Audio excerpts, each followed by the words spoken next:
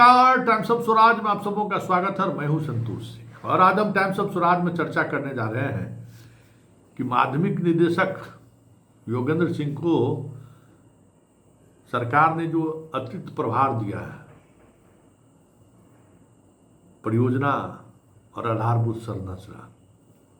मतलब संकेत साफ है कि शिक्षा विभाग को लेकर मुख्यमंत्री अभी भी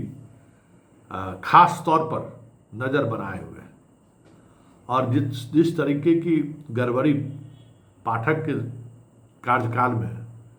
खास करके बैग खरीदारी को लेकर, सबमर्सिबल को लेकर, बहुत सारी जो योजनाओं को लेकर जो शिकायत हुई थी और जिसको लेकर सरकार की बदनामी हुई थी, हमें लगता है कि योगेंद्र सिंह के वहाँ भेजने का मतलब है कि सरकार उन खबरों को लेकर अभी भी संजीदे है। क्योंकि योगेंद्र सिंह को जहाँ तक मैं जानता हूँ और जितना करीब से जानता हूँ, इतना तय मानिए कि शिक्षा विभाग को एक बहुत ही बेहतर ऑफिसर मिला है। और ये भी तय मानिए कि जितने इस तरीके के भ्रष्ट अधिकारी हैं शिक्षा विभाग में, उनकी उल्टी गिनती तो अब शुरू हो गई है। पाठक की तरह बदतमीज नहीं है, भाषाई मर्यादाओं का भी ख्याल रखते हैं, लेकिन कागज कलम में वो इतना मजबूत है कि बड़े से बड़े कलाकारों को हल्दी लगाना ही जानते हैं। कोई ने पैरवी करके बाएं दाएं कर दे, ये भी संभव नहीं है। क्योंकि बिहार के ऐसे ऐसे जिले में ये डीएम रहे हैं जिन जिलों में डीएम का काम काज करना काफी टफ रहा है और ऐसे जिलों में उन्होंने बखूबी काम ही नहीं किया, अपना छाप छोड़ कर गए, चाहे वो नालंदा हो चाहे समस्तीपुर हो। तो ये तय मानिए कि सरकार ने अगर भरोसा दिलाया है तो आने वाले समय में इस विभाग में पहले जितनी गड़बड़ियां हुई हैं वो, और बीआरसी और सीआरसी टीआरसी जितना आपका है, जिसमें आए दिन जो चीज़ें देखने को मिलती है वो चीज़ें आपको नहीं दिखेंगी। और अब एक बात हम ये कह सकते हैं कि अब इस तरीके के भ्रष्टाचार को लेकर मजबूती से आवाज़ उठाया जा सकता है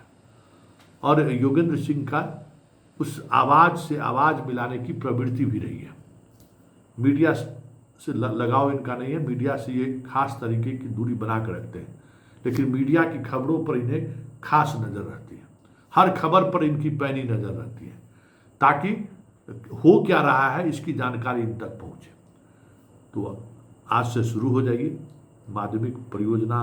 माध्यमिक निदेशक को बिहार राज्य परियोजना के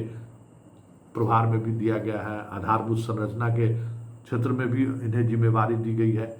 जो पहले धनजी महाराज थे। तो ये सारी जो चीज़ें हैं इन तक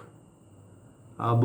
अच्छी तरीके से नकेल पहनाया जा सकता है। इसलिए आप भी अब सहयोग करिए और ऐसे जो लोग ये चाहते हैं कि इस विभाग में बड़े बदलाव की जरूरत है, हमें लगता है कि खास करके पे वगैरह को लेकर जो समस्याएं हो रही हैं, बहुत सारे ईपीएफ का अकाउंट बहुत सारे लोगों का जो है 17 महीना 18 महीना का जो है पैसा का पते नहीं चल रहा है।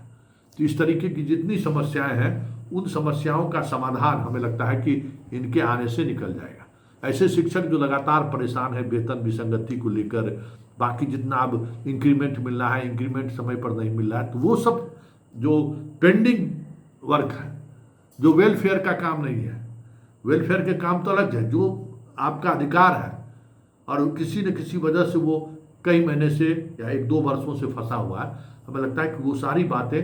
का समाधान चंद महीने में ही आपको दिखने लगे तो कोई बड़ी बात नहीं होगी। क्योंकि योगेंद्र सिंह से इतना तो भरोसा किया जा सकता है। इसलिए जो भी इस तरीके की समस्याएं हैं वो समस्याएं उन तक पहुँचे, इसलिए ज़रूरी है कि आप हम लोगों को फीडबैक देते रहे। जैसे कई शिक्षक शिक्षिका हमें फ़ोन करती हैं कि ईपीएफ अब 2 साल से कट रहा है, 12 महीना का पते नहीं चल रहा, वो पैसा कहाँ गया, उस अकाउंट में नहीं गया। ये जो इस तरीके की जितनी गड़बड़ी है, फिर पे फिक्स जो आपका इंक्रीमेंट होना है, जो इंक्रीमेंट में जो समय लग रहा है कोई देखने वाला नहीं है, तो ये सारी चीज़ें हमें लगता है कि सुधार होगा। इसलिए जब अब आप उन सब चीज़ों को लेकर थोड़ा मानसिक तौर पर अपने आप को थोड़ा कूल करिए। एक बेहतर पदाधिकारी शिक्षा विभाग में हमें लगता है कि बहुत दिनों के बाद, हालांकि शिक्षा विभाग तो हम 1-2 साल से देख रहे हैं, लेकिन 2 वर्षों के दौरान हमें जो अनुभव रहा शिक्षा विभाग का एक बेहतर अधिकारी को मुख्यमंत्री ने आपके लिए पोस्ट किया है और बदलाव दिखेगा, ऐसा